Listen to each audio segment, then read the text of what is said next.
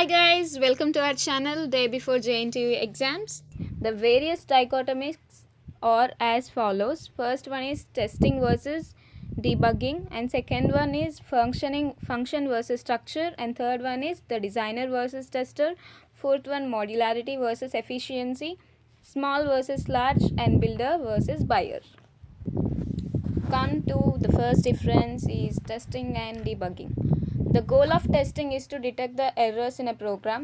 The goal of debugging is to detect the errors and correct them. Testing అంటే only వాటిని detect చేయడం మాత్రమే, ఎర్రర్స్ని. Debugging అంటే ఎర్రర్స్ని detect చేయాలి, వాటిని రెక్టిఫై చేసి కరెక్ట్ చేయాలన్నమాట. అండ్ సెకండ్ స్టెప్ ఏంటంటే testing is initiated with known conditions. మనకు ప్రీడిఫైన్డ్ కండిషన్స్తోనే టెస్టింగ్ పాసిబుల్ అవుతుంది. డీబగ్గింగ్కి is initiated with known conditions. ఇది కూడా అంతే, సేమ్. ఫస్ట్ కండిషన్స్ ఇస్తే దాన్ని బట్టి డీబగ్గింగ్ చేసుకోవచ్చు. And it is necessary to have planned and designed and scheduled constants. ఈ టెస్టింగ్కి ఫస్ట్ ప్లాన్, డిజైన్ అనేవి ఉండాలి. And while in debugging it's not necessary to have these constants. దానికి డిజైన్ అండ్ ప్లానింగ్ అదంతా అవసరం లేదు. And testing is a confirmation or perceptible occurrence. టెస్టింగ్ని confirmation కోసం యూజ్ చేస్తాం. Debugging is reduction process. Reduction దేనికి రిడక్షన్? ఎర్రర్స్ని రెడ్యూస్ చేస్తాం కాబట్టి debugging is a reduction process. And testing find out the reason for programmers failure. Programmers failure అంటే ప్రోగ్రామ్లో ఏదన్నా మిస్టేక్ ఉందా లేదా అని తెలుసుకోవడానికే టెస్టింగ్ యూజ్ అవుతుంది. కానీ డీబగ్గింగ్ దానికి ప్రోగ్రామర్స్కి జస్టిఫికేషన్ ఇస్తుంది. అంటే దాన్ని కరెక్ట్ చేసుకొని రెక్టిఫై చేసి కరెక్ట్ చేసుకోవడానికి కూడా యూజ్ అవుతుంది అనమాట. And it's not necessary to have design knowledge while performing testing. Testing చేయాలంటే డిజైనింగ్ నాలెడ్జ్ అవసరం లేదు, కానీ it is sufficient to have detailed design knowledge for debugging. Debugging చేయాలంటే డిజైనింగ్ నాలెడ్జ్ కావాలి. డిజైనింగ్ అంటే ఏంటి? అక్కడ ఏం చేస్తాం? కోడింగ్ చేస్తాం. కోడింగ్ మీద గ్రిప్ ఉన్నప్పుడు మాత్రమే కదా మనం ఎర్రర్స్ ఎలా వస్తున్నాయి, ఏ సింటాక్స్ మిస్టేక్ వల్ల వస్తున్నాయి అని మనం రెక్టిఫై చేసుకోవచ్చు. Testing is performed by a person who does not belongs to the company. నార్మల్గా ఒక సాఫ్ట్వేర్ కంపెనీ సాఫ్ట్వేర్ని మేడ్ చేస్తే ఇంకొక ఎవరైనా out of the company person కూడా దాన్ని టెస్ట్ చేయొచ్చు. కానీ debugging should be done by a person who belongs to that company and has knowledge about environment, outside environment. Outside environment అంటే డిఫరెంట్ కైండ్ ఆఫ్ బగ్స్ గురించి తెలిసిన ఆ కంపెనీకి చెందిన వ్యక్తి రెక్టిఫై చేయొచ్చు అనమాట. And the test design and executions are done automatically. Test design execution అనేది ఆటోమేటిక్గా అయిపోద్ది. కానీ designing and execution can B automatically debugging. డీబగ్గింగ్లో డిజైనింగ్ అండ్ ఎగ్జిక్యూషన్ ఆటోమేటిక్గా జరగదు, టెస్టింగ్లో జరుగుతుంది. And second one is function versus structure. Functional testing is treated as black box testing and structural testing is treated as white box testing. ఈ functional టెస్టింగ్ని black box testing అంటాం, structural టెస్టింగ్ని white box testing అని అంటాం. And it is an external behaviour of the system ఎలా work చేస్తుంది అదంతా external behaviour ఫంక్షనింగ్లో ఉంటుంది. It is internal behaviour of the system. Structure అనేది internal behaviour, function external behaviour. And both are useful. It has some limitations.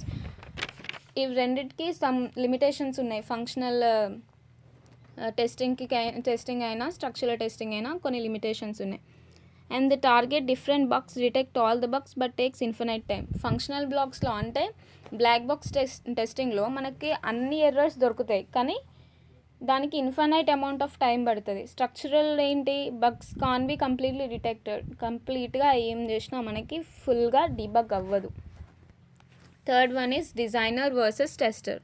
Designer is based on the structural representation of the సిస్టమ్ని ఎలా అయితే structural specification అంటే ఏంటంటే requirements అంటే ఎలా కనిపించాలి. For example ఒక అప్లికేషన్ డిజైన్ చేస్తున్నామంటే అప్లికేషన్ ఇంటర్ఫేస్ ఎట్లా ఉండాలి అదంతా డిజైనర్ బేస్డ్ అనమాట. టెస్టర్ ఏంటి? Tester is based on the functional specification. అంటే అది ఫంక్షనింగ్ ఎలా ఉండాలి అనేది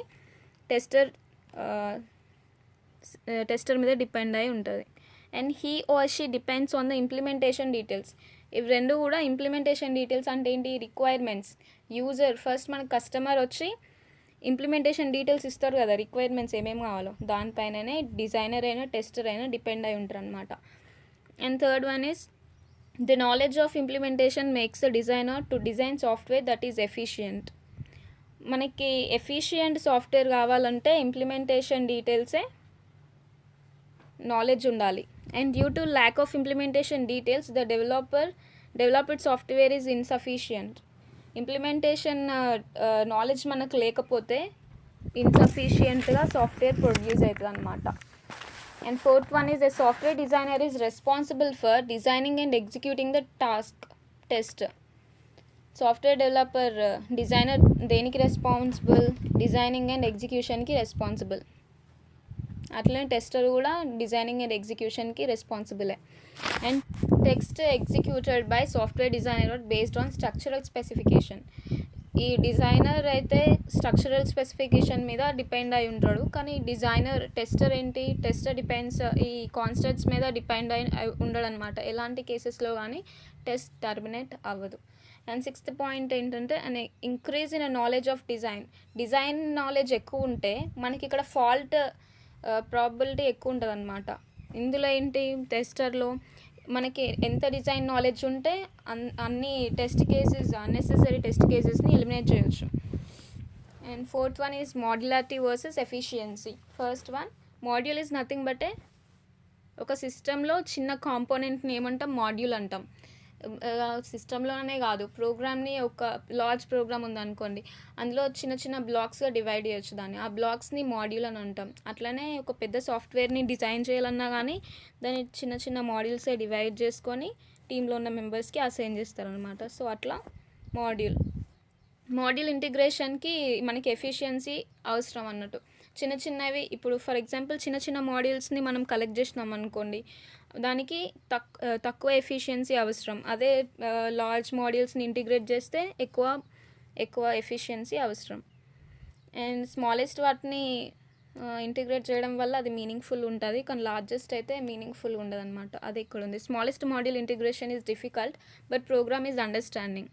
smaller module has less efficiency required.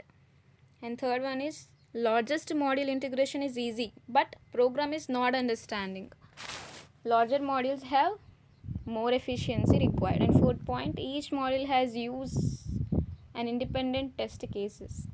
ప్రతి మాడ్యూల్కి టెస్ట్ అంటే సెపరేట్గా చేయాలి. అన్నిటికీ ఒకటేసారి మాడ్యూల్ ఇంటిగ్రేషన్ చేసిన తర్వాత చేయడం కుదరదు.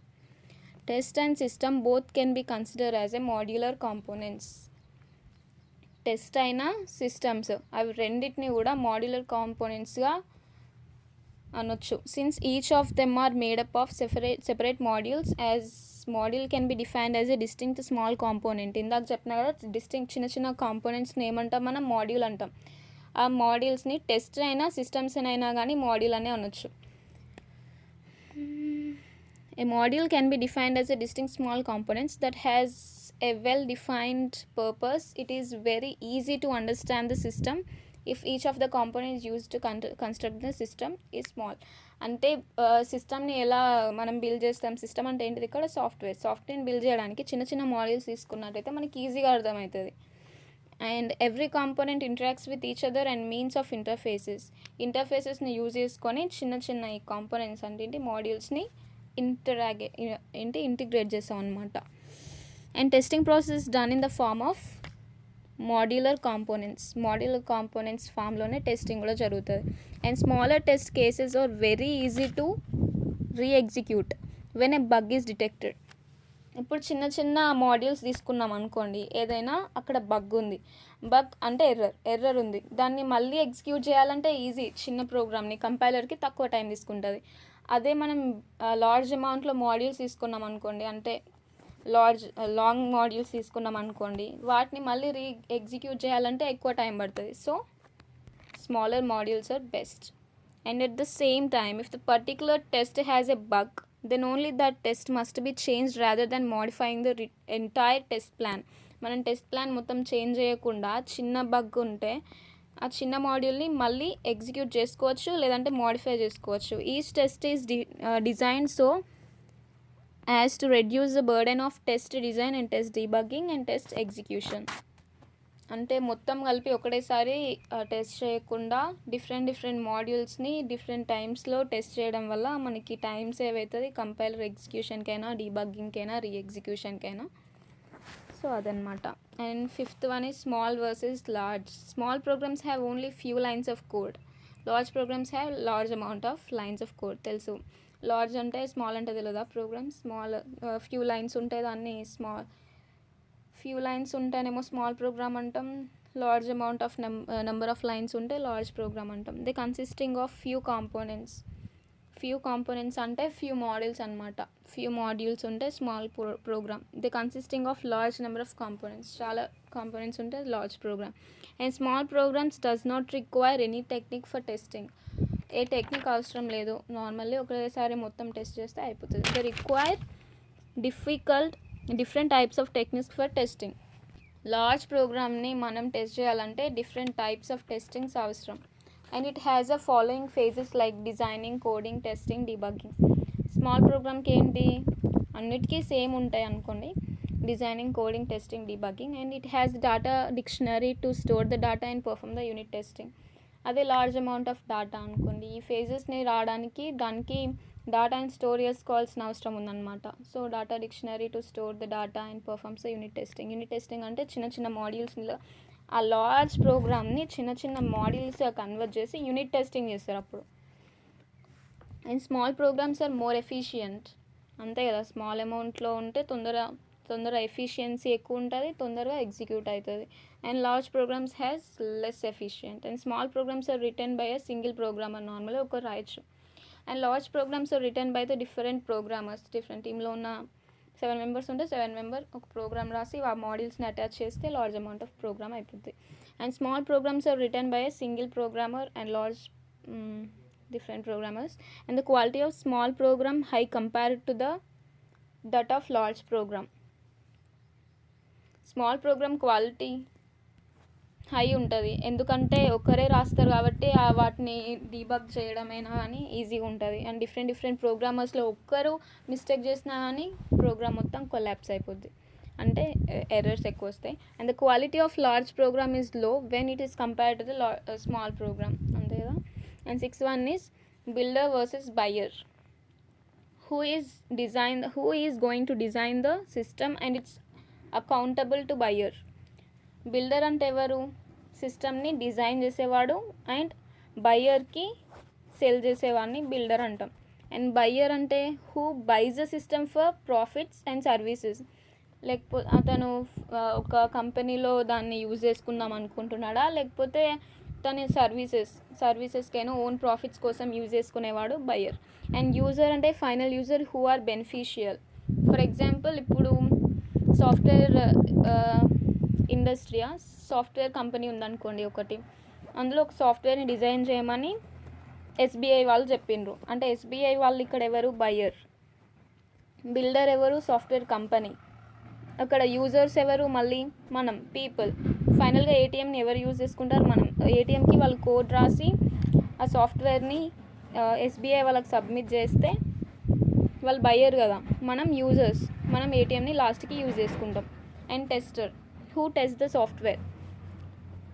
సాఫ్ట్వేర్ని డిజైన్ చేసిన తర్వాత టెస్టర్ అవసరమే కదా టెస్ట్ చేయడానికి. And second one is operator, who has to live with builder mistakes. Builder చేసిన మిస్టేక్స్ని కరెక్ట్ చేసుకుంటూ, అంటే కరెక్ట్ చేసుకోలేడు, వాటిని బియర్ చేసేవాడు అనమాట ఆపరేటర్ అంటే.